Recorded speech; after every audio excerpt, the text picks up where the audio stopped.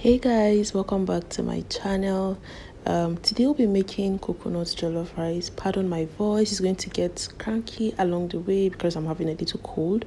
If you're new here, thank you for stopping by. Please subscribe, hit the like button, turn on post notifications so that when we post new videos you'll be the first to be alerted. And to our old-time subscribers, thank you for always coming back.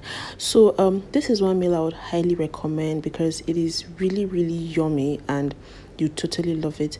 So for this I'll be using some vegetable oil. I would highly recommend coconut oil, but I don't have any at hand right now, so I'll make use of some vegetable oil, some chopped onions, some seasoning cubes, bay leaf, and some salt. I'll be using tasty Tom Jollof mix. I really like this, but you can use any tomato puree of your choice.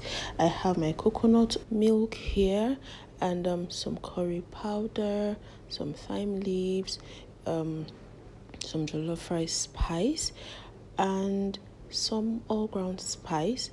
I have my tomato blend here. This is pepper, onions, chili pepper, red bell pepper, and some garlic. I just have a little bit of tomato in there, more of bell pepper, some meat stock, and my rice that was properly washed. My rice isn't parboiled. So I'm going to heat up some oil first and make sure this gets really hot. And to this I'm going to add my bay leaf because I just want to infuse the flavor of the bay leaf into the oil, but you can add this later on. This step is not totally compulsory, but I just like to do it this way. So I'm going to just add in my onions and stir this around a bit. I'm going to let this fry until my onions get a little bit caramelized and it also releases its own flavor. And then I'm going to go in with my tomato paste. I won't be adding too much of this. I don't want to have too much tomato so my rice doesn't get burnt. So I'll just stir this around properly and make sure it loosens up a little bit so it fries evenly. I'm going to just stir this around really well. You can use just tomato paste for your jollof rice, but I usually love to use with some tomato blend.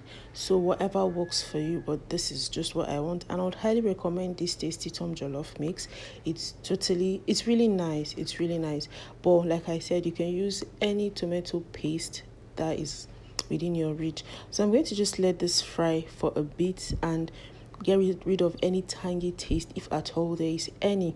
And my tomato paste is ready at this point. I'm going to go in with my tomato blend and of course that is around some more, so my tomato blend mixes with my tomato paste so that I'll have them like really fry together. So just to ensure they all fry together, I'm going to add in my seasonings to this so that while my tomato is frying, it's cooking up with my seasoning at the same time. So I'm going to just add in my thyme in no particular order anyways. I'll just go in with my thyme, my ground allspice. I'm going to add my curry powder and my jollof rice spice. So I'll just mix this all up. I'm going to add a little bit of salt and 2 cubes of seasoning because I have some salt and seasoning in my meat stock. So I'm trying to be very careful with the salt content so my meal doesn't get really salty. I can adjust with time if my rice doesn't get sufficient salt. So I'm going to adjust this with time if it's not okay. So I'll just stir this around and let them all combine properly and fry together for a bit. So we'll just cover this up, and I'm doing this on medium low because I don't want my heat to be too high so my tomato doesn't get burnt without frying properly. So this has fried for a bit and this is good. I'm going to pour in my rice. Remember, my rice is not parboiled. I washed this thoroughly with cold water until the water ran clear, and I just allowed this sit until the excess water was drained out. So I'll just give this a good mix with my tomato paste or my tomato blend, whatever, and I'm going to add in my coconut milk at this point. You can add as much as you want or as little as you can tolerate, but this is just the quantity I want. And I'm going to stir this around. Look at how creamy it looks already. this tastes very nice, trust me. And I'm going to add in my meat stock. I won't be adding too much of it because I don't want my stock to overshadow the taste of my coconut milk. So I'll just be going with a little stock and then some ordinary water because my coconut milk is thick, my meat stock is thick, so I want to loosen it up a bit so my rice doesn't get burnt, because of course everything I've added is really thick, so I wanted to just loosen this up a bit. I'm going to put some foil paper over this and cover it up. Remember, steam doesn't cook, water doesn't cook our jollof rice, it is the steam that does. So I'm going to just put this over, and I'm going to set my heat to really low. Remember, our rice is not parboiled, it is still raw, so we'll have to give it ample time to cook and allow the steam cook this up. So turn our heat to really low and let this sit until it cooks.